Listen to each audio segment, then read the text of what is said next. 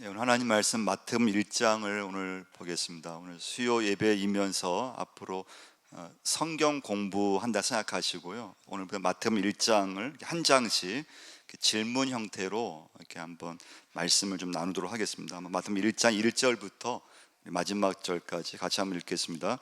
아브라함과 다윗의 자손 예수 그리스도의 계보라. 아브라함이 이삭을 낳고 이삭은 야곱을 낳고 야곱은 유다와 형제들을 낳고 유다는 다말에게서 베레스와 세라를 낳고 베레스는 헤스론을 낳고 헤스론은 람을 낳고 람은 아미나답을 낳고 아미나답은 나손을 낳고 나손은 살몬을 낳고 살몬은 라합에게서 보아스를 낳고 보아스는 루색에서 오벳을 낳고 오벳은 이새를 낳고 이새는 다윗 왕을 낳으니라. 다윗은 우리아의 아내에게서 솔로몬을 낳고 솔로몬은 르호보암을 낳고 르호보암은 아비야를 낳고 아비야는 아사를 낳고 아사는 여호사밧을 낳고 여호사밧은 요람을 낳고 요람은 우시야를 낳고 우시야는 요담을 낳고 요담은 아하스를 낳고 아하스는 히스기야를 낳고 히스기야는 므낫세를 낳고 므낫세는 아몬을 낳고 아몬은 요시야를 낳고 바벨론으로 사로잡혀갈 때 요시야는 여고냐와 그 형제들을 낳으니라.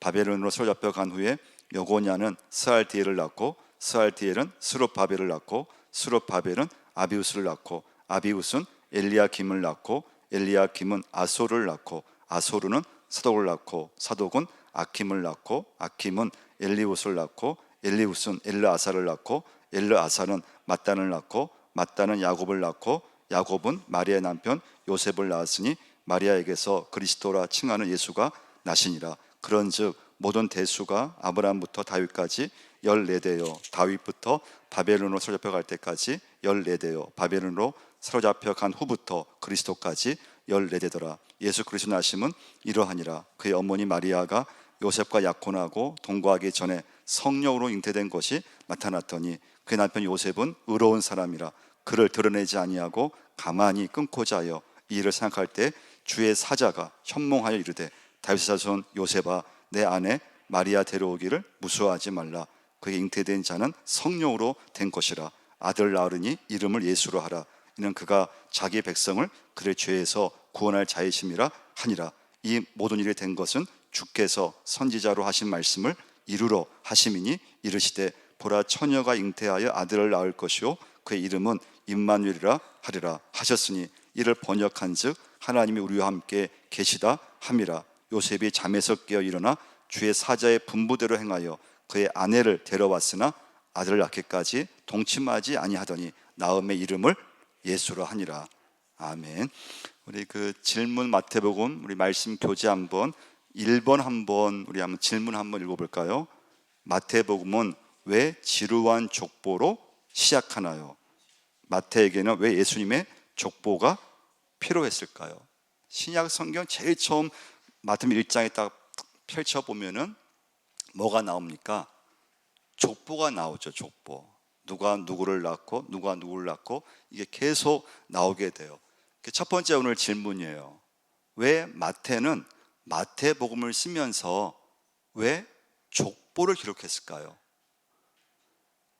우리나라도 언제 이런 족보가 좀 이렇게 귀하게 여겨졌죠? 옛날 조선시대. 지금은 여러분 누구든 족보에 대해서 별 관심이 없잖아요. 근데 옛날에 우리나라에도 이 족보를 아주 귀하게 여기고 그리고 족보를 막 강조된 시대가 있었어요. 이스라엘도 마찬가지예요. 지금은 이 족보가 중요하지 않는데 근데 옛날에는 그 시대에는 이 족보가 굉장히 중요했어요. 자, 그럼 왜 마태는 마태복음을 쓰면서 이 족보를 왜 기록했을까요? 가장 중요한 건 마태복음은 그 대상이 유대인들을 향해서 쓴 복음서예요. 누구한테요? 유대인들. 그 유대인들에게 지금 오신 예수 그리스도, 예수님, 이 메시아가 구약에서 예언된 메시아임을 보여주기 위해서 하나님의 약속, 하나님의 그 메시아, 하나님이 약속한 그 언약이 이루어졌는데 그분이 예수 그리스도이심을 강조하기 위해서 족보를 쓴 거예요. 그러니까 여기서부터 여러분과 제가 마태복음을 이제 이해할 수 있어야 되는데요. 첫 번째 말씀이에요. 누가 누구를 낳고 수없이 반복되는 이 족보, 유대인의 족보. 근데 그 족보가 마태복음에서 가장 앞부분을 차지한다는 거예요. 그럼 마태에게는 왜 예수님 족보가 필요했느냐? 마태복음의 족보는 예수님이 메시아신데 그분이 하나님의 약속대로 이 땅에 오셨음을, 그래서 예수님의 족보는 아브라함부터 시작이 돼요. 자, 1장 1절 한번 읽어보겠습니다. 아브라함과 다윗 자손 예수 그리스도의 계보라. 그래서 예수님의 족보는 아브라함과 다윗의 자손으로 시작돼요. 이건 2000년의 기간이 소요됐어요. 우리 한번 창세기 한번 12장으로 한번 가서요, 1절부터 한번 3절까지 한번 찾아보겠습니다. 창세기 12장 1절로 3절 한번 읽겠습니다. 여호와께서 아브라함에게 이르시되 너는 너의 고향과 친척과 아버지의 집을 떠나 내가 내게 보여줄 땅으로 가라. 내가 너로 큰 민족을 이루고 내게 복을 주어 내 이름을 창대하게 하리니 너는 복이 될지라. 너를 축복하는 자에게는 내가 복을 내리고 너를 저주하는 자에게는 내가 저주하리니 땅의 모든 족속이 너로 말미암아 복을 얻을 것이라 하신지라. 할렐루야. 아브라함과 그 후손으로 말미암아 모든 족속에게 복을 주겠다는 하나님의 약속이에요. 그 약속이 아브라함부터 시작해서 다윗에게로 그 계보를 통해서 이제는 예수님께 이루어졌다는 거예요. 우리 사무엘 하로 한번 가서요, 7장 16절도 한번 찾아보겠습니다. 사무엘 하 7장 16절에 보시면 하나님께서 다윗에 주신 약속을 이제 해주고 있는데요.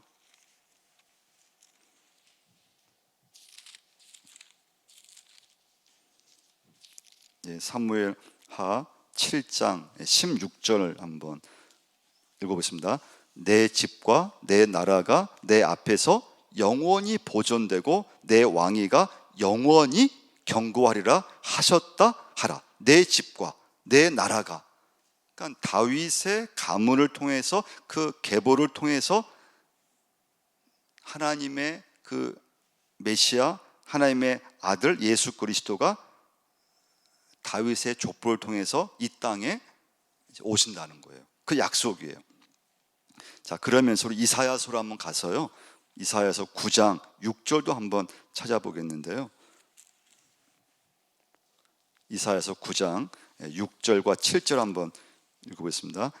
이는 한 아기가 우리에게 낳고 한 아들을 우리에게 주신 바 되었는데 그의 어깨에는 정사를 메었고 그의 이름은 기묘자라 모사라 전능하신 하나님이라 영존하시는 아버지라 평강의 왕이라 할 것임이라. 그 정서와 평강의 더함이 무궁하며 또 다윗의 왕자와 그의 나라에 군림하여 그 나라를 굳게 세우고 지금 이후로 영원히 정의와 공의로 그것을 보존하실 것이라. 만군의 여호와 열심히 이를 이루시리라. 할렐루야. 그래서 예수 그리스도는 하나님께서 구약에서 예언된 그 말씀이 이루어졌다는 거예요. 그래서 여러분, 그래서 성경은요, 알면 알수록 믿음이 좋아지게 되어 있어요. 그래서 성경을 잘 아는 게 중요해요. 하나님 말씀이 그냥 이게 뭐 한 번에 이루어진 게 아니에요. 창세기부터 오늘 마태복음, 요한계시록까지 이 말씀이 몇천 년 동안 하나님께서 주신 말씀인데, 근데 그것이 다 이어져요. 그리고 그 중심에 누가 계시느냐? 예수 그리스도. 근데 그분은 그냥 뚝딱 오신 분이 아니고 아브라함 때부터 하나님께서 우리 인류를 구원하기 위해서 약속하신 그 메시아가 오셨음을 마태가 마태복음을 쓰면서 유대인들에게 강조하기 위해서 썼기 때문에 예수님의 족보를 1장에서 기록되고 있는 거예요. 아브라함의 후손, 다윗의 후손에서 메시아가 나올 것을 구약에서 예언하셨고 그 예언대로 약속의 성취가 이루어졌다는 거예요. 자, 2번 한번 질문 2번 한번 읽어보겠습니다. 왜 하필 족보를 14대씩 나누었나요? 17절 한번, 마태복음 다 1장으로 와서요, 17절을 한번 읽어보겠습니다. 그런즉 모든 대수가 아브라함부터 다윗까지 14대요. 다윗부터 바벨론으로 사로잡혀 갈 때까지 14대요. 바벨론으로 사로잡혀 간 후부터 그리스도까지 14대더라. 그게 14로 이렇게 이제 분할을 한 거예요. 근데 학자들은 이 이유는 정확히 몰라요. 왜냐하면 이 예수님의 족보는 다 기록한 건 아니에요.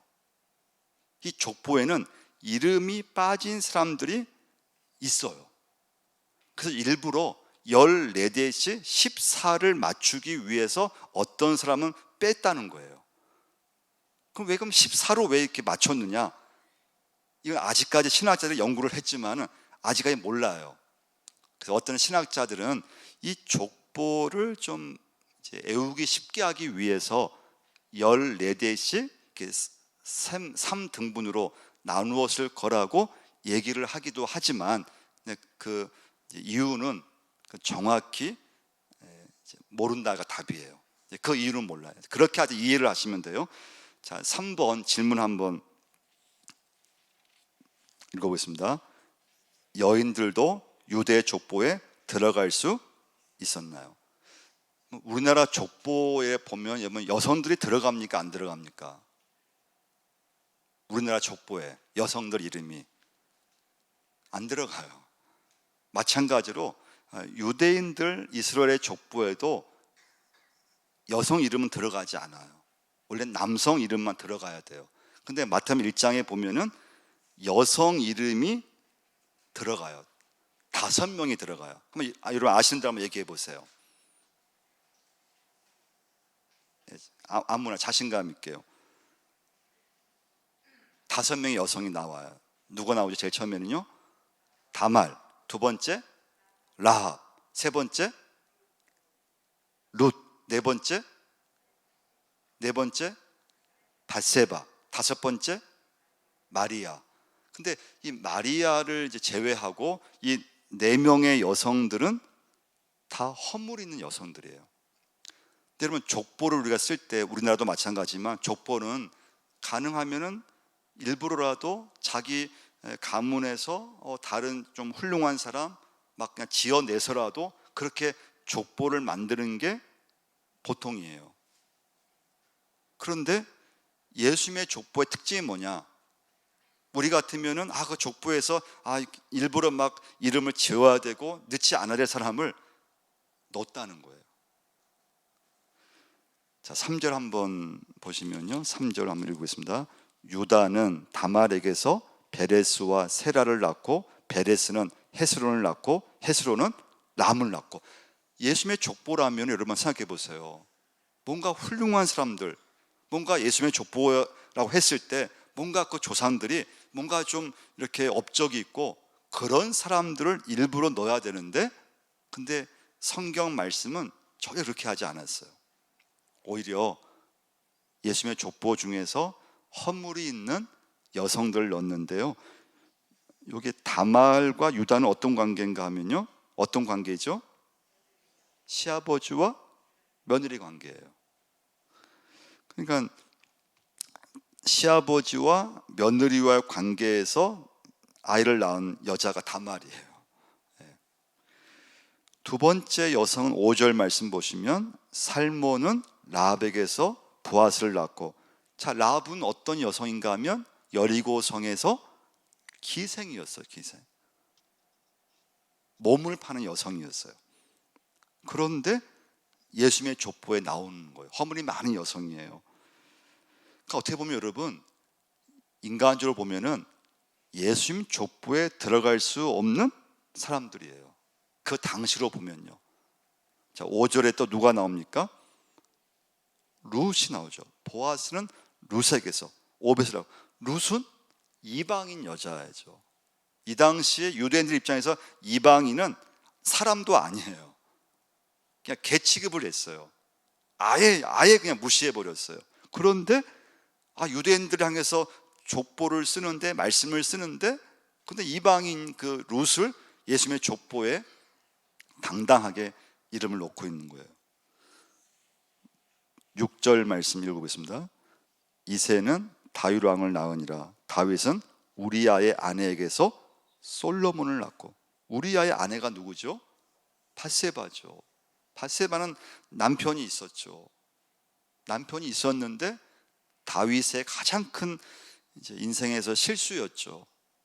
남의 아내와 관계에서 낳은 아들이 솔로몬이었던 거예요.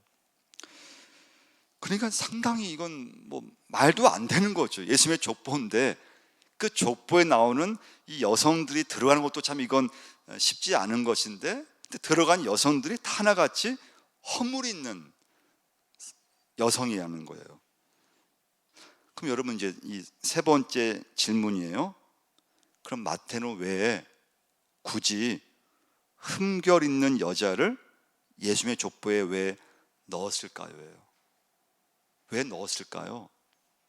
일부러 빼도 되거든요. 안 넣어도 돼요. 근데 일부러 마태는 예수님의 족보에 흠결 있는, 허물이 많은 그런 여성을 그 족보 속에 넣었다는 거예요. 그 이유는 누구든지 인간은 예수님의 십자가의 보혈로 죄 사함을 받아야 될 인간이기 때문에 그래요. 할렐루야. 다윗도 아브라함도 여러분과 저도 어떤 인생도 죄인에 불과하다는 거예요. 어떤 인생도, 어떤 누구도, 어떤 위대한 사람도 주님의 십자가의 보혈로 제사함 받아야 될 그런 사람일 뿐이지, 어떤 누구도, 어떤 위대한 사람도 다 죄인이고 예수님으로부터 죄 사함을 받아야 될 하나님의 백성이라는 것을 강조하기 위해서 흠결 있는 여성을 그걸 빼지 않고 넣었다고 하는 거예요. 그러니까 여러분, 세상 모든 사람이, 오늘 중요한 건 예수님이 필요하다는 거예요. 주님의 보혈이 필요하고, 누구든 예외 없이 뭐 잘난 사람이나 못난 사람이나 가난한 사람이나 부자나 많이 배운 사람이나 배우지 못한 사람은 누구든지 예수님의 보혈이 필요함을 말씀해 주고 있어요. 그래서 마이클 그린이라고 하는 분이요, 오늘 이 본문을 이렇게 해석을 했어요. 하나님은 죄인들을 구원하여 하나님의 일에 쓰신다. 서두에서 마태는 일부러 남녀의 장벽이 무너져 내린 것을 보여준다. 메시아의 공적 족보에 여성을 남성과 나란히 올렸다. 이방인과 유대인의 장벽 역시 무너져 내렸다. 롯은 이스라엘의 메시아일 뿐 아니라 온 세상의 구주가 되실 인물을 출원시키는데 역할을 감당한다. 밧세바, 다말 같은 죄 많은 여인들이 예수님의 고결한 어머니인 마리아와 나란히 두는 것은 선인과 악인의 장벽 역시 무너져 내렸음을 보여준다. 그러니까 이 여성들의 과거는 다 어두웠잖아요. 다 어두웠는데 이 네 여성들이 다 축복을 받은 사람들로 변했다는 거예요. 과거에는 허물과 실수가 많았던 여성들이었지만은 하나님 앞에 돌아왔을 때 그 여성들은 변화받고 새로워졌다는 거예요. 할렐루야. 이게 믿음이에요. 우리 로마서 한번 3장 22절도 한번 찾아보겠습니다. 로마서 3장 22절 찾아보겠는데요.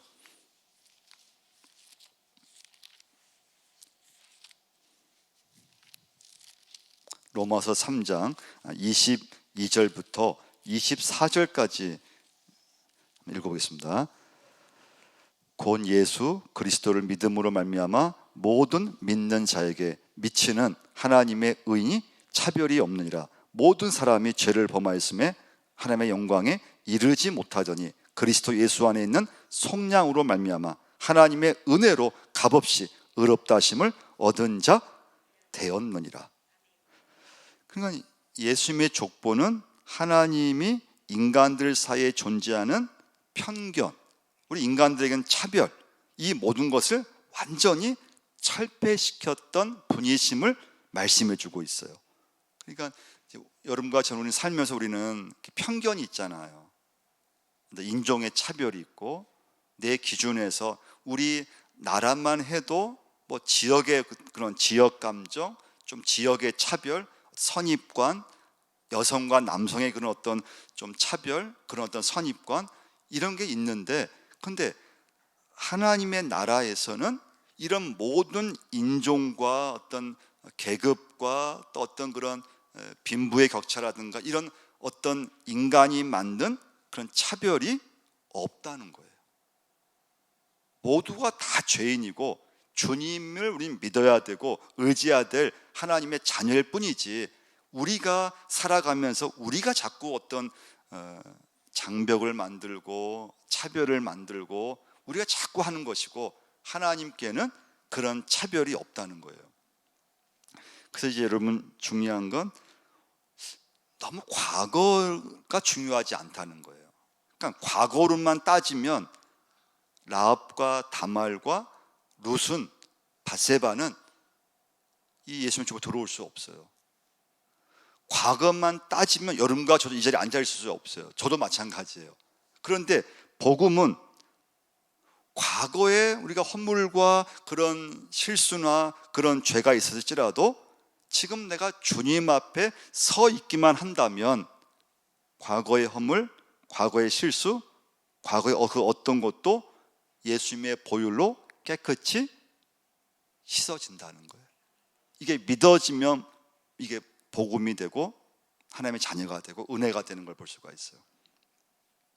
그래서 여러분과 저도 예수님의 족보의 주인공으로 하나님께서 세워주심을 믿으시기를 바랍니다.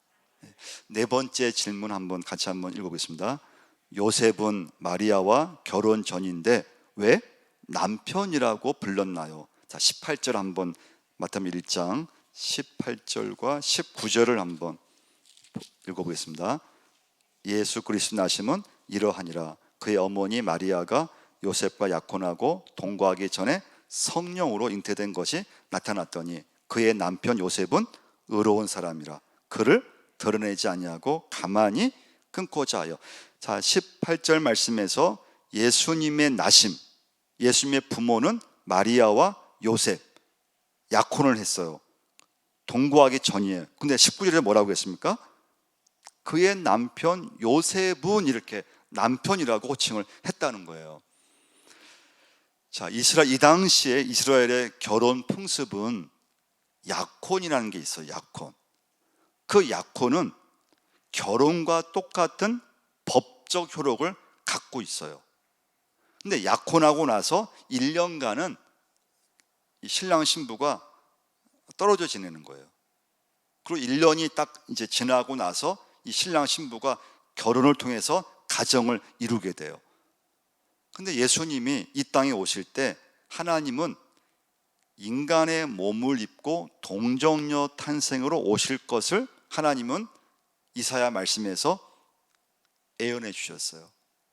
그래서 오늘 말씀처럼 성령을 통해서 유일하게 요셉과 마리아의 그 몸을 빌려서 예수님 이 땅에 오시게 되셨어요. 이 당시에 유대인 남성은 한 18세 정도, 그리고 유대인 소녀들은 한 12살 무렵에 약혼했다고 전해져요. 한 18살, 그다음에 이제 여성은 12살, 그러니까 어린 나이죠. 이렇게 약혼을 했어요. 이 약혼에는 한 3가지 의무사항이 있었어요. 첫 번째, 신랑의 가족은 신부에게 일종의 보상 차원에서 어떤 대가를 지불해야 됐다 그래요. 그러니까 돈을 줬다 그래요. 이건 단순히 금전적인 지불만 아니라 이 두 가정, 두 가문을 결속시키는 그런 이제 행위였다 그래요. 두 번째, 신부의 아버지가 신부나 신랑에게 결혼 지차금을 제공했다고 해요. 세 번째, 신랑은 신부에게 헌신해야겠다는 결심으로 선물을 줬다고 해요. 그래서 약혼하고 나서 1년이 지나면은 결혼이 이제 이루어지는 거예요. 근데 지금 요셉과 마리아는 결혼하기 전에 임신이 된 거예요. 그러니까 요셉은 믿음이 좋았지만 처음에는 어떻게 했을까요? 엄청난 배신을 느꼈어요. 인간적인 배신. 아니, 나랑 결혼할 사이인데 아직 함께 자지 않았는데 내 아내들 마리아가 임신을 했다는 걸 들었을 때 처음에 요셉은 엄청난 배신감, 분노의 상황이었어요. 그래서 19절을 다시 한번 19절 한번 보시면 읽어보겠습니다. 그의 남편 요셉은 의로운 사람이라 그를 드러내지 아니하고 가만히 끊고자 해서 조용하게 이 문제를 해결하고 있다는 거예요. 내가 그냥 또 소문 나면은 율법에 의해서 내가 결혼해야 될 저 마리아가 혹시 율법에 의해서 죽을 수 있기 때문에 그냥 아무도 모르게 그냥